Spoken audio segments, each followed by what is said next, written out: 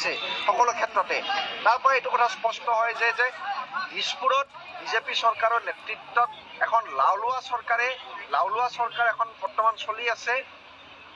আৰু যদিহে হিমন্ত বিশ্ব শৰ্মাই নিজকে দক্ষ, যিটো পেপাৰে পত্ৰই তেখেতৰ মানে আপোনাৰ কাকতে পেপাৰে পত্ৰই কৈ থাকে যে তেখেত দক্ষ, তেখেত মানে খুব ডাইনামিক, যদিহে তেখেতে দক্ষ, যদিহে তেখেতে ডাইনামিক, যদিহে অসমৰ অৰ্থনীতি উন্নত হৈছে, তেনেহ'লে এই শিক্ষকসকলৰ যিটো দাবী, এই দাবীটো অনতিপলমে পালন কৰিব লাগে। এইটো এক নম্বৰ কথা। আৰু দ্বিতীয় কথা, আমাৰ যিগৰাকী শিক্ষামন্ত্ৰী, তেওঁ প্ৰত্যেকবাৰে কৈ থাকে যে আপোনালোকৰ দাবীটো মানি লোৱা হ'ব, শিক্ষকসকলক কৈ থাকে। কিন্তু এইটো যেতিয়া তাৰ পৰা মিটিং কৰি ওলাই আহে, তাৰপিছত কিন্তু তেওঁলোকে এইটো সম্পূৰ্ণৰূপে পাহৰি যায়। গতিকে আমি যে নিখিল ভাৰত ছাত্ৰ সন্থাৰ তৰফৰ পৰা ছাত্ৰ সংগঠন হিচাপে এই শিক্ষকসকলৰ দাবীৰ লগত আমি আছোঁ, আমি থাকিম। আৰু আমাৰ চৰকাৰৰ প্ৰতি এটাই স্পষ্ট কথা, যিখন অসম তোমালোকে কৈছা, যিখন অসম উন্নত অসমৰ কথা কৈছা, এই উন্নত অসমত এই শিক্ষকসকলৰ দাবীসমূহ তুমি কিয় মানি ল'ব পৰা নাই? গতিকে এই দাবীসমূহ অনতিপলমে মানি ল'ব লাগে। আৰু যদি কোনোবা এখন স্কুলত এজন স্কুলখনৰ প্ৰাদেশিকৰণৰ আওতাত আনিব লাগে, যিহেতু শিক্ষা মৌলিক অধিকাৰ। এইখিনি কথা স্থান দিয়াৰ বাবে মই আপোনালোকক ধন্যবাদ জ্ঞাপন কৰিছো। আৰু এই যুঁজখনৰ যি আৰম্ভণি আপোনালোকে কৰিছে, এয়া মই ভাবো অসমৰ ভৱিষ্যত সলনি কৰিব পৰা এটা শক্তি আপোনালোকে ইয়াত উৰ্জা দিবৰ কাৰণে, উৎপাদন কৰিবৰ কাৰণে বহিছে। কাৰণ শিক্ষকে যদি অসমৰ ভৱিষ্যত গঢ়ি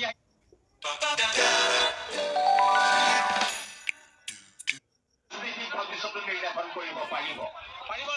হিমন্ত বিশ্ব শৰ্মাই নাভাবক যে তেখেত শিলৰ এখন চকীত বহি আছে বুলি, হিমালয়ৰ দৰে এখন পাহাৰত বহি আছে বুলি, যে কোনো তেখেতক লৰাব নোৱাৰিব বুলি, এই ধৰণৰ যি তেখেতে আত্মগৰ্বৰে ইয়াত ফুটি ফুটি পেলাই আমাৰ সকলোকে ধ্বংস কৰিবলৈ লৈছে, এই নীতিৰে যে নচলিব তাৰ আহ্বান আৰু তাৰ প্ৰথম দল ফুটি কিন্তু আপোনালোকে ফুটিছে। সেইকাৰণে আপোনালোকক হাজাৰটা চেলিউট জনাওঁ।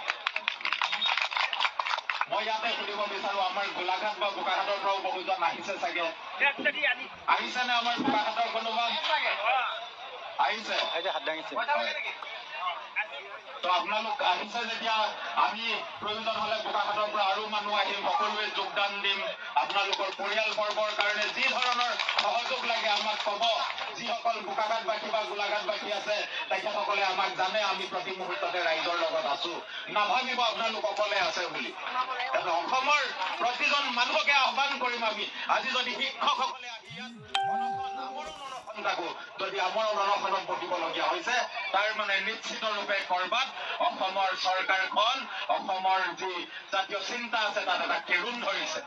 আৰু তাক পৰিষ্কাৰ কৰিবৰ কাৰণে প্ৰতিজন অসমীয়াই সংঘবদ্ধ হ'ব লাগিব। ইয়াত খেতিয়ক একলগ হ'ব লাগিব, শ্ৰমিক একলগ হ'ব লাগিব, প্ৰতিগৰাকী শিক্ষক শিক্ষয়িত্ৰীৰ লগতে ছাত্ৰ ছাত্ৰীও একত্ৰিত হ'ব লাগিব, যাতে আমি আপোনালোকৰ লিডাৰশ্বিপত আমি কৈ দিব পাৰো এইখন চৰকাৰক যে আমি কেৱল মাত্ৰ মন্ত্ৰী আমোলাৰ কথা মতে চলা মানুহ নহয়, আমাৰ শিক্ষাগুৰুসকলৰ মতেও আমি আগবাঢ়িবৰ কাৰণে আমি সাজু হৈছো বুলি।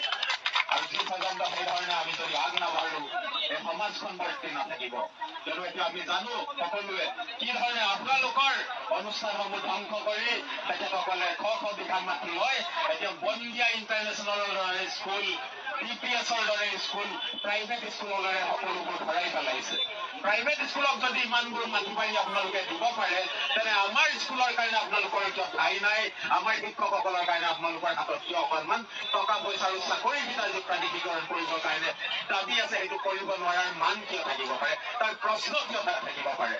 এইটো সম্পূৰ্ণৰূপে এটা ষড়যন্ত্ৰ, সামগ্ৰিকভাৱে সম্পূৰ্ণৰূপে আমাৰ অসমক ধ্বংস কৰাৰ, আমাৰ যি ৰাজহুৱা শিক্ষা ব্যৱস্থা আছে তাক ধ্বংস কৰাৰ, ধ্বংস কৰি পেলাই আমাৰ উঠি অহা প্ৰজন্মৰ যি ল'ৰা ছোৱালী আছে, মোৰ গাঁৱৰ আই বোপাইসকলক কওঁ, যিসকল লোকে এতিয়াও আমি প্ৰাইভেট স্কুললৈ ল'ৰা ছোৱালী পঠিয়াব নোৱাৰো, আমি পঠিয়াব লাগিব যদি আমাৰ সেই যি ভেঞ্চাৰ স্কুল আছে বা আমাৰ যি চৰকাৰী স্কুল আছে, সেই স্কুললৈ আমি পঠিয়াব লাগিব। যিসকল লোকে আমাৰ কথিত ভাষাত, আমাৰ লিখিত ভাষাত, আমাৰ মাতৃভাষাত এতিয়াও ৰাইজক শিক্ষাদান কৰি আছে, সেইসকল শিক্ষকৰ কাৰণে যদি এখন চৰকাৰৰ মজিয়াত অকণমান জাগা নাই, তাৰ মানে নিশ্চিতৰূপে এখন চৰকাৰে আমাক সামগ্ৰিকভাৱে সকলোবোৰ বিক্ৰী কৰি দিয়াৰ এটা সিদ্ধান্ত লৈছে। আৰু এই ধৰণৰ ষড়যন্ত্ৰমূলক নীতিক আমি কোনো কাৰণতে সফল হ'ব দিব নোৱাৰো। আৰু আজি আপোনালোকে যি ধৰণে ইয়াত গোট খাইছে, সমগ্ৰ অসমৰ পৰা লোক আহি, আৰু আপোনালোকে এই আন্দোলনে স্থাপিত কৰিছে যে এইবাৰ কিন্তু তৰণি নাই। আৰু সেইকাৰণে এই মজিয়াৰ পৰা মই সকলো অসমবাসীক আহ্বান জনাম যে ওলাই আহক। আমি ডেকা গাভৰু সকলোৱে মাৰ বান্ধি ওলাব লাগিব। আপোনালোকে নিশ্চিত ৰূপে গম পাইছে কি চলি আছে। শিক্ষানীতি ধ্বংস কৰাৰ আঁৰত আমাৰ শিক্ষাগুৰুসকলক, আইসকলক, আমাৰ দাদা বাইদেউসকলক এই ধৰণে যি তেখেতসকলে বিকীন অৱস্থালৈ ঠেলি নিছে, নিজৰ জীৱনৰ চিন্তা নকৰি আমাৰ অনশনত বহিবলগীয়া অৱস্থালৈ ঠেলি নিছে, এইখন চৰকাৰ জবাবদিহি হ'ব লাগিব। হিমন্ত বিশ্ব শৰ্মা ডাঙৰীয়া, ডক্টৰ ৰণোজ পেগু ডাঙৰীয়া, আপুনি নিজৰ ইতিহাসত এজন সংগ্ৰামী নেতা আছিলো বুলি কয়, কিন্তু আজি ক'ত আপোনাৰ সেই সংগ্ৰামী সত্তা? ডক্টৰ ৰণোজ পেগু ইয়াত হিমন্ত বিশ্ব শৰ্মাৰ আঁৰত লুকাই থাকিলে নহ'ব। আপুনি ওলাই আহিব লাগিব। যদি আপোনাৰ সাহস আছে, যদি আজি আপুনি এজন মন্ত্ৰী হয়, আহক চচলৰ মজিয়াত বহি সকলোৰ আগত এই সকলো লোকৰ লগত আপুনি যদি সঁচা অৰ্থতে যদি শিক্ষিত মানুহ হয়, ইয়াত বহি মাটিত বহি যি ধৰণে আজি মাটিয়ে বালিয়ে আমাৰ শিক্ষাগুৰুসকল বহিবলগীয়া হৈছে, তেনেকৈ আপুনিও আহি বহক, ইয়াত বহি পেলাই আলোচনা কৰক। আপোনাৰ এখেতসকলৰ কাৰণে কি ভৱিষ্যতৰ পৰিকল্পনা আছে, কি ধৰণে আপুনি নিৰ্মল কৰিব। যদি ইয়াত এজনো আমাৰ শিক্ষকৰ যদি কিবা হয়, তাৰ বাবে সম্পূৰ্ণৰূপে কিন্তু জগৰীয়া ডক্টৰ হিমন্ত বিশ্ব শৰ্মা আৰু ডক্টৰ ৰণোজ পেগু হ'ব। আৰু আপোনালোকে ডক্টৰৰ উপাধি যদি লৈছে, সেয়া প্ৰমাণিত কৰিব লাগিব যে আপোনালোকৰ অকণমান বুদ্ধিমতা এতিয়াও আছে। ইয়াত পুলিচ পঠিয়াই পেলাই আমাক হাৰাশাস্তি কৰিবলৈ আহিলে নহ'ব। কোন অচি ডাঙৰীয়া আছে ইয়াত? আহক আমাৰ লগত কথা পাতিব। কোন এছপি ডাঙৰীয়া আছে? আহক ইয়াত আছামীৰ দৰে আমাক ট্ৰেইন নকৰিব। ইয়াত এইবোৰ সদায় সহ্য কৰা নহ'ব। বহুত হৈ গ'ল এতিয়া। আমি কি চুৰ কৰি আহিছো নেকি?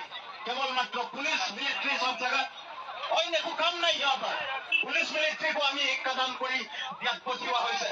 আৰু আজি যদি পুলিচ মিলিটাৰীয়ে অসমৰ শিক্ষকৰ ওপৰত যদি তেখেতসকলে অকণো বৰ্বৰতা যদি দেখুৱাই, তেতিয়া স্পষ্টৰূপে সমগ্ৰ অসমবাসী ওলাই আহিব লাগিব। এয়া আমাৰ ইয়াৰ পৰা আহ্বান আছে। চব কথাত কেৱল মাত্ৰ ল'ৰা ধেমালি নচলিব। অসমৰ মানুহক এতিয়া মানুহৰ দৰে ট্ৰিট কৰাৰ কথা পাহৰি গৈছে তেখেতসকলে। এতিয়া আমাক জীৱ জন্তুতকৈ অভাৱত তেখেতসকলে বেয়াকে ট্ৰিট কৰে। আমাৰ ওপৰত আমি ৰাইজৰ কথা কওঁতে কোৱাৰ কাৰণে 14-15টাকে কেছ, সকলো কথাতে কেৱল মাত্ৰ পুলিচ আগবঢ়াই দিব। তেনে কিহৰ কাৰণে আমি ভোট দি জিকাইছো এইসকলক? কিহৰ কাৰণে কাঠৰ মূৰাখিনি আমি সদনলৈ পঠিয়াইছো?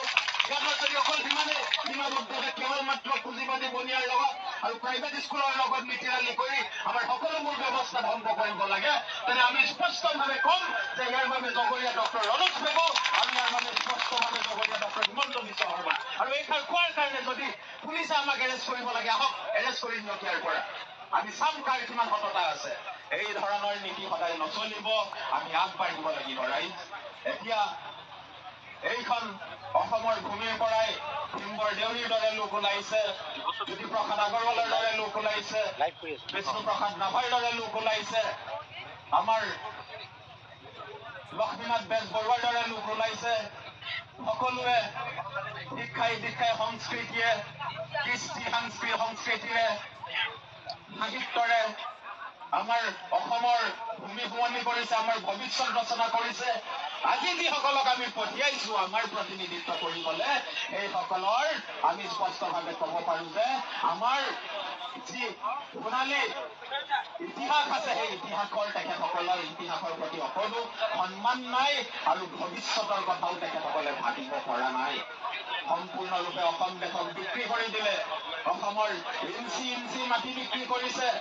অসমৰ গাঁৱে ভূঞে য'ত আমাৰ ল'ৰা ছোৱালী পঢ়িবলৈ যায়, স্কুলসমূহ বন্ধ কৰিছে। অসমত যিসকল মানুহে নিজৰ পেটত টঙালি মাৰি এতিয়াও ল'ৰা ছোৱালীক শিক্ষা দি অসমৰ ভৱিষ্যত গঢ়িবৰ কাৰণে চেষ্টা কৰিছে, এইসকল লোক দক্ষ মুখ্যমন্ত্ৰী বুলি জাহিৰ কৰা হিমন্ত বিশ্ব শৰ্মাৰ চৰকাৰখনে যি অন্যায় কৰিছে, সেই অন্যায় কোনো মানৱতাৰ লগত তাক ৰিজাব নোৱাৰি। এইখন চৰকাৰ হৈছে চৰম অমানৱীয় এখন নিষ্ঠুৰ চৰকাৰ। আজি যদি অসমত কোৱা হয় সকলো পৰিয়ালৰ, সকলো সমস্যা জৰ্জৰিত পৰিয়ালৰ অশান্তি, পৰিয়ালৰ প্ৰতি অন্যায়, অবিচাৰ, নিৰ্যাতনৰ মহানায়কজনে হৈছে আমাৰ হিমন্ত বিশ্ব শৰ্মা। গতিকে মহানায়ক হিমন্ত বিশ্ব শৰ্মাক যদি আমি দিছপুৰৰ গাদীৰ পৰা আঁতৰাব নোৱাৰো, তেতিয়ালৈকে তেন্তে আমাৰ অসমত ন্যায় প্ৰতিষ্ঠা নহ'ব। আমাৰ যিবিলাক অভাৱপীড়িত, সমস্যা পীড়িত আমাৰ শিক্ষক আছে, কৃষক আছে, বিভিন্ন অংশৰ ৰাইজ আছে, তেওঁলোকৰ সমস্যা কোনোদিন সমাধান নহ'ব। এইটো আজি প্ৰমাণ হৈছে। এইকাৰণে প্ৰমাণ হৈছে আপোনালোকে দীঘলীয়া সংগ্ৰাম কৰি আহিছে। দীঘলীয়া সংগ্ৰামৰ মূৰত আজি হাজাৰ হাজাৰ শিক্ষক কৰ্মচাৰী আজি আমৰণ অনশনত বহিবলৈ বাধ্য হৈছে। মই এইখন চৰকাৰক ধিক্কাৰ দিছো। এইখন চৰকাৰ সমাজত থকাৰ তেওঁলোকৰ কোনো ঐতিক অধিকাৰ নাই। কাৰণ সমাজৰ আটাইতকৈ অগ্ৰণী অংশ হৈছে শিক্ষকসকল।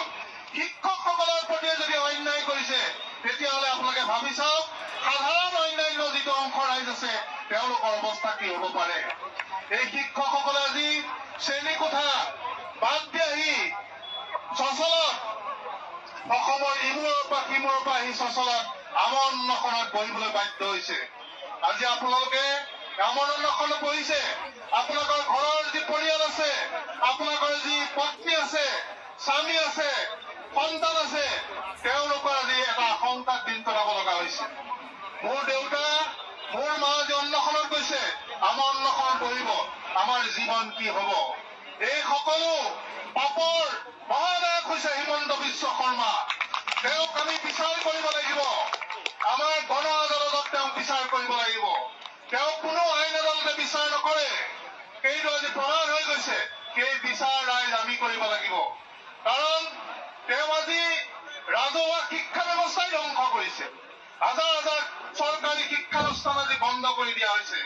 শিক্ষক সমাজক আজি টেট শিক্ষক বুলি, টিউটৰ শিক্ষক বুলি, পাৰে শিক্ষিত, অপাৰে শিক্ষিত বুলি আজি বিভাজিত কৰিছে। এইকাৰণে বিভাজিত কৰিছে।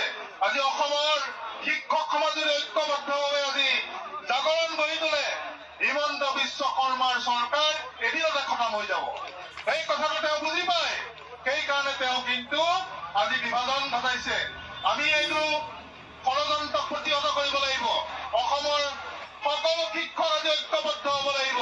কোনোবা আজি বেতন পাইছে বুলি বেতনহীন শিক্ষকসকলৰ প্ৰতি অন্যায় চকুমুদি চাই থাকিব, এইটো কোনো উচিত নহয়। এইটো কোনো গণতান্ত্ৰিক আচৰণ নহয়। আমি সকলো শিক্ষকসকলে আমি আহ্বান জনাইছো, অপাৰে শিক্ষিত শিক্ষকসকলৰ আন্দোলনৰ পক্ষত আপোনাক থিয় হওক। আমি সকলো ছাত্ৰ সমাজলৈ আহ্বান জনাইছো, অপাৰে শিক্ষিত শিক্ষকসকলৰ আন্দোলনৰ পক্ষত খাৰা হওক। আমি সকলো শ্ৰমিক কৰ্মচাৰীক আহ্বান জনাইছো, অপাৰে শিক্ষিত শিক্ষকসকলৰ আন্দোলনৰ পক্ষত খাৰা হওক।